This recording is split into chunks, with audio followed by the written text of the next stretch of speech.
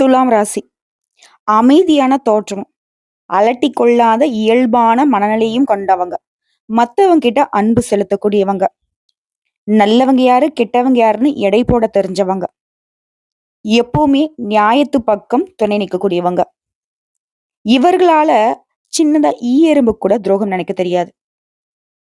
குறிப்பா இந்த கலியுகத்துல இவங்க வாழ்றதே ரொம்ப போராட்டமா தாங்க போயிட்டு இருக்கு. நெறைய பேர்கிட்ட தெரிஞ்சே ஏமாந்துகிட்டு தான் இருக்கீங்க. அவங்க நமக்கு குழி வெட்டுறாங்கன்னு தெரிஞ்சும் கூட அவங்க கிட்ட பழக்கவழக்கத்த இப்போ வரைக்கும் தொடர்ந்துகிட்டு தான் இருக்கீங்க.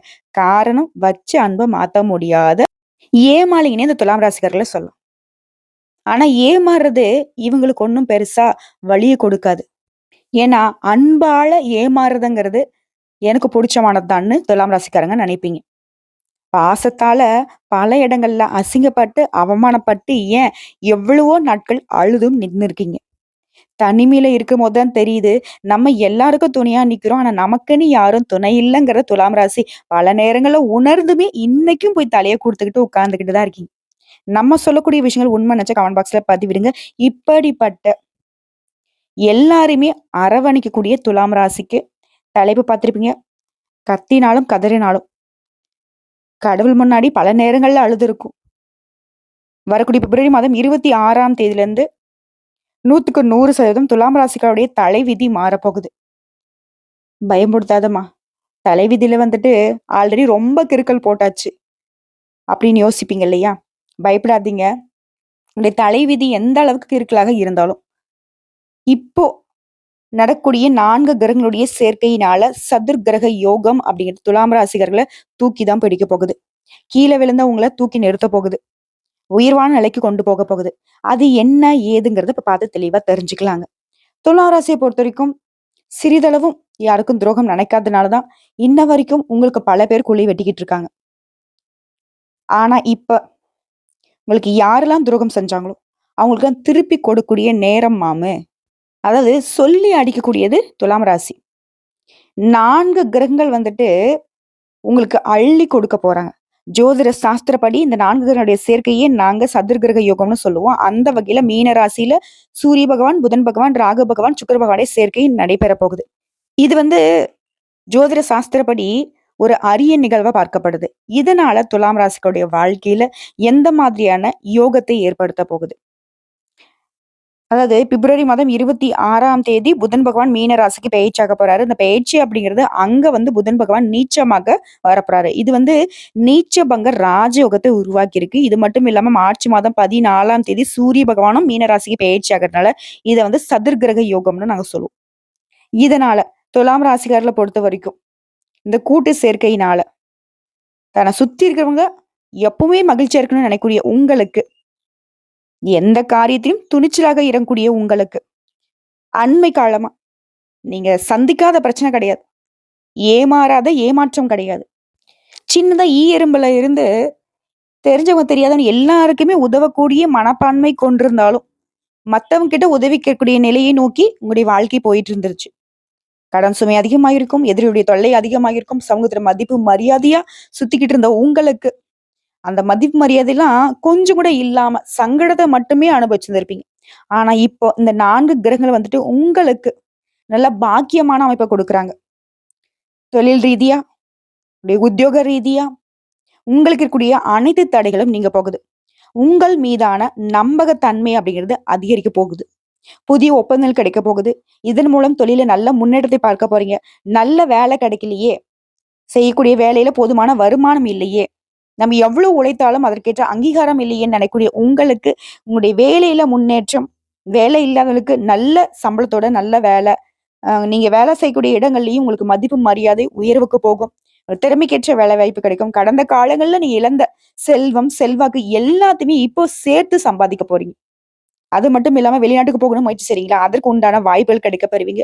வெளிநாடு பயணங்களால நல்ல ஆதாயம் கிடைக்கும். நீண்ட காலமாக திருமணமே ஆகல. எவ்வளவு முயற்சி பண்ணாலும் திருமணத்துல தடையாவே இருந்துச்சு. ஆண்களோ, பெண்களோ. உங்களுக்கு அதற்கான தடைகள் நீங்குது. இந்த காலத்துல திருமணம் நடைபெறதுக்கான வாய்ப்புகள் இருக்கு. இதுவே திருமணம் ஆகிட்டு விவாகரத்து ஆயிடுச்சுமா, இப்ப மறுமணம் நடைபெறுவதற்கான வாய்ப்பு இருக்கு.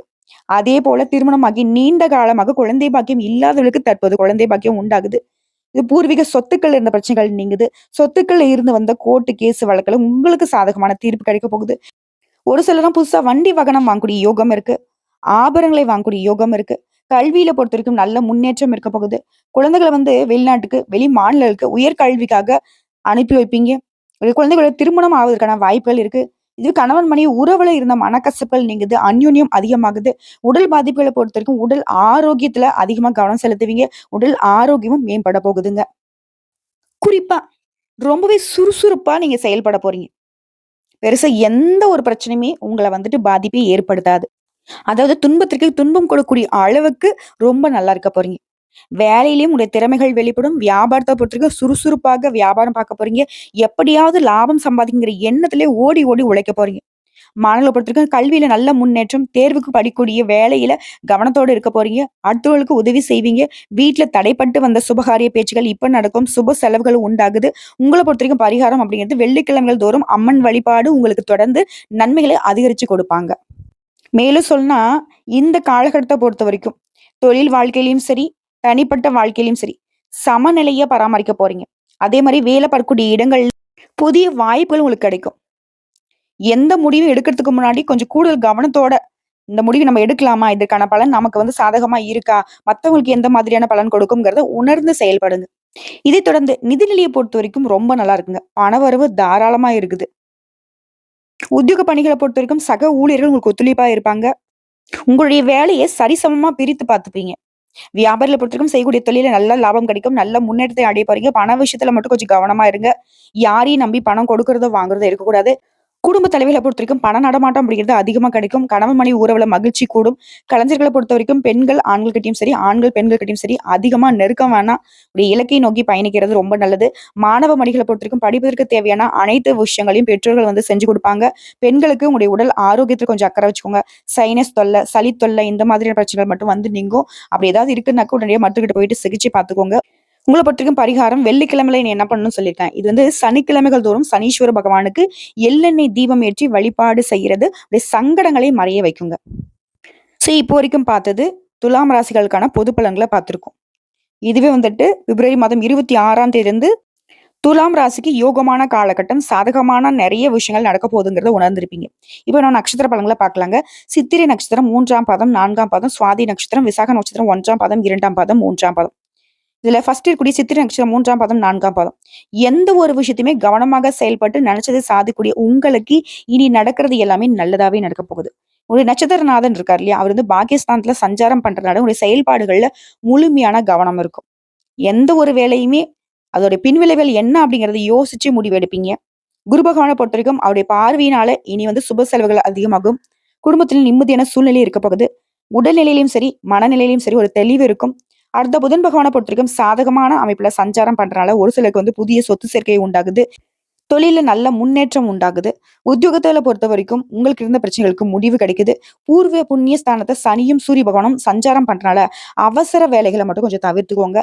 வழக்கமான வேலைகளை மட்டும் கவனம் செலுத்துவது ரொம்ப நல்லது. உறவுகளுக்கும் சரி, உங்களுக்கும் சரி இந்த நேரத்துல இடைவெளி அப்படிங்கிறது மறையுதுங்க. பூர்வீக சொத்து விவகாரங்கள்ல உங்களுக்கு இருந்து வந்த பிரச்சனைகளுக்கு ஒரு முடிவு கிடைக்குது. உங்களுக்கு சாதகமான தீர்ப்பா தான் அது இருக்கும். பிள்ளைகளை பொறுத்தவரைக்கும் செலவுகள் மறையுது.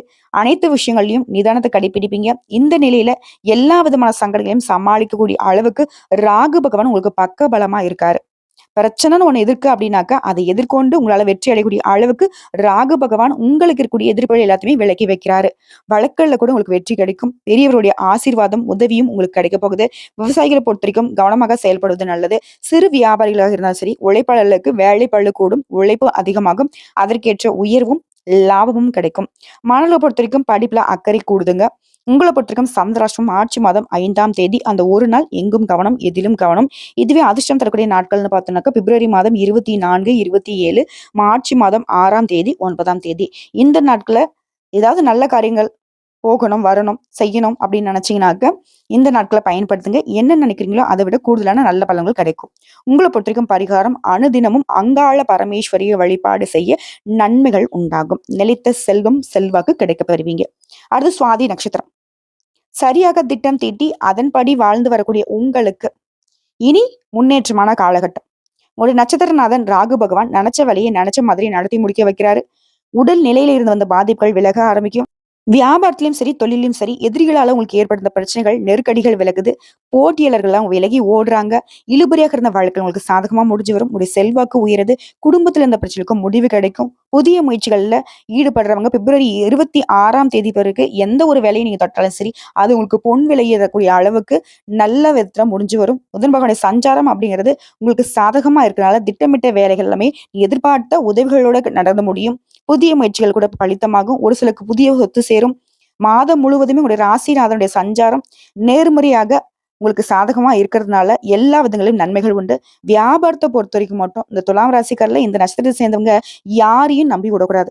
நேரடியா உங்களுடைய கண்காணிப்பு தான் உங்களுக்கு லாபத்தை கொடுக்குங்கிறத உணர்ந்து செயல்படுங்க. இந்த வேலையை நீங்களே செய்யறது ரொம்ப நல்லது. அதே மாதிரி அரசு வழி முயற்சிகள்ல முன்னேற்றம் உண்டு. பூர்வீக சொத்து விவகாரங்கள்ல நீங்க நினைக்கிறது ஒண்ணு, நடக்கிறது ஒண்ணா இருந்திருக்கும். இனி நடக்கிறது எல்லாமே உங்களுக்கு நல்லதாவே நடக்கும்.